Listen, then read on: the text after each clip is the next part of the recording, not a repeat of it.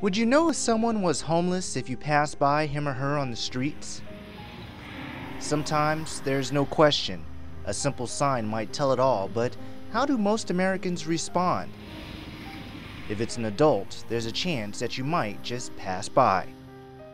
But could you walk past a child and do nothing? It seems unthinkable, but it happens every day in America. We don't realize it because they're teens, and they don't look like children. But they're just as vulnerable as any child.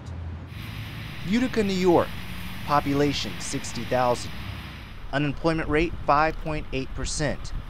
The homeless youth count is up almost 40% from 2 years ago. But despite all the rundown and abandoned buildings, recognizing who might be homeless isn't easy. We have folks just hiding in the cracks of our society all the time. We walk by and we don't notice them that are homeless or were homeless last year. Most homelessness is short-term. You know, people go into homelessness and they come out of it.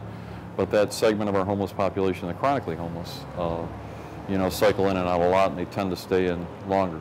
Steve Darman, a social science associate, has been tracking the homeless population in central New York for years and says the difference between homelessness in Oneida County compared to other places is what's on the surface. You'll see homeless people doing their daily routine. We have a community standard here that we're pretty serious about.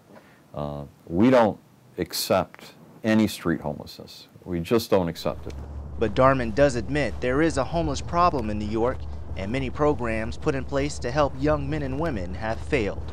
Well, we have one really large program for homeless youth where it's 24-hour supervision. They get free health care, GED classes, you know, if they haven't taken their GED. And it's, you know, it's an expensive, well-staffed program. And they're looking at me like, what program are you talking about? And it's the Oneida County Jail. And this is true in almost every community.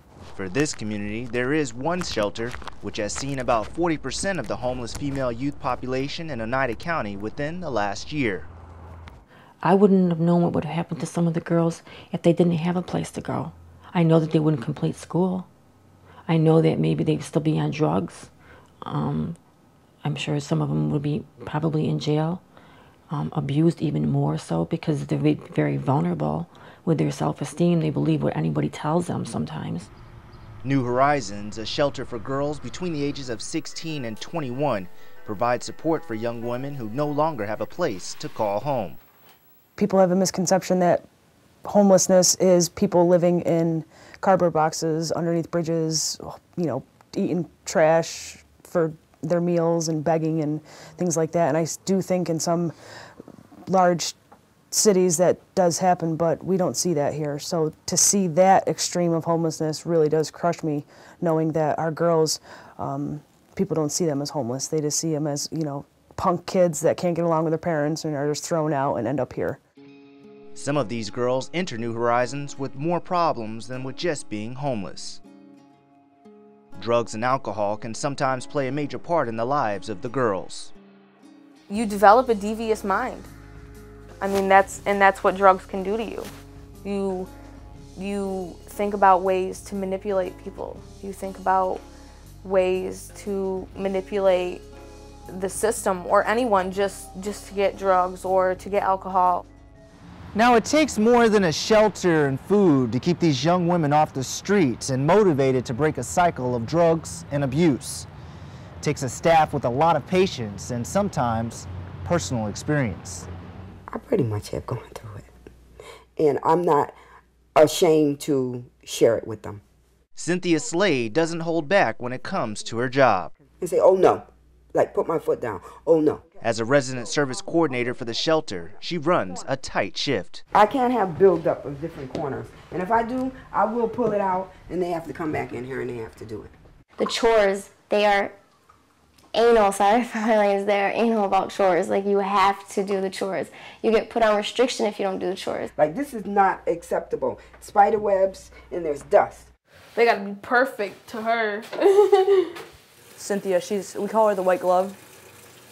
She's like big on dust. Like, she could see a white grain of rice on a white carpet. Like, that's how good she is.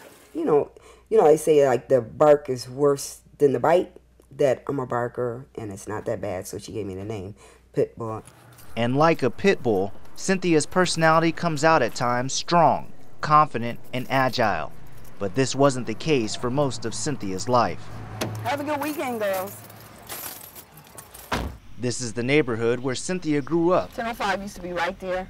and started drinking alcohol. There, and I came through there and I broke my middle finger. It's still crooked to this day. I'm not gonna give it to you. My family was well known in Utica. They were hellions, as you could say. They used to have a lot of parties, and at an early age, let's say 10, I'd help clean up after the parties and I'd drink the drinks. So alcoholism started young in my life. By age 13, Cynthia was into marijuana. I remember when my mom first found out that I was smoking weed. She smelled it on me. It's not, and I was about at the age of 15. And she always would tell me, you know, you graduate. Before that day could come, Cynthia found out she was pregnant at age 16. The baby was a stillborn. I think that when I had that child at a young age, and I never mourned her death.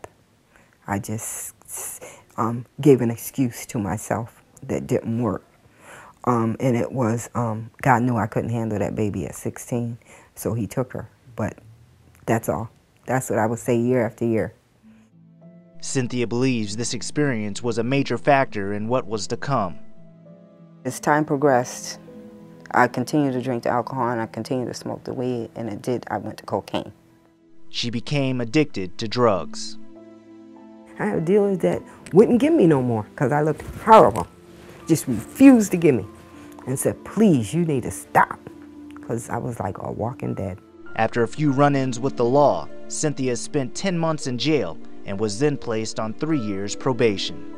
I would dress up every Thursday and act like I went to report to probation, but actually I went in the bathroom at the courthouse and smoked crack.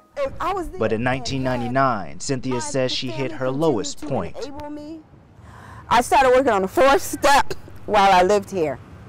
And I still have a fear today of working on the 4th step, because twice before when I worked on the 4th step, I relapsed. The 4th step to Narcotics Anonymous is making a fearless moral inventory of oneself. Cynthia was clean for 3 years before her last relapse. This is the apartment building Cynthia used to live in before her last relapse. I had to move my things to this girl's house in a buggy, and that was definitely my low for me. While on probation, Cynthia started working for New Horizons, but not as an employee. I came here to do volunteer work, and it was community service. I had to do 100 hours of community service from my active addiction days that I was going in the store taking their property. In 2000, Cynthia started working part-time at the shelter. I hire people that probably somebody wouldn't have hired because I think people deserve a chance. I think they really do. They got some good qualities, and if someone doesn't give them a chance, who is? You know, it's the trials and tribulations, the ups and downs. I don't look back, though. I look back at the negative part of it, and I keep it in my face like it's suggested in the rooms. You keep it up front, and it keeps me going a day at a time. Today, Cynthia admits she's not perfect. I'm an employee of the month. See, now one of my things is I park illegally. I'm gonna move, only because I'm being recorded. I'm gonna be honest about that. Okay. But she is drug-free. Life's good today. And I think for the girls, sometimes if they know a little bit about them, they go, geez, if they got through this, you know, where am I? I can do that too. You know, I can accomplish something too. And that's the message shelters like New Horizons hopes to pass along to all homeless youth. They saved my life. If you really think about it, they did save my life. They're just truly awesome people to do a job like this. Reporting from Utica, I'm Jose Colon, NCC News.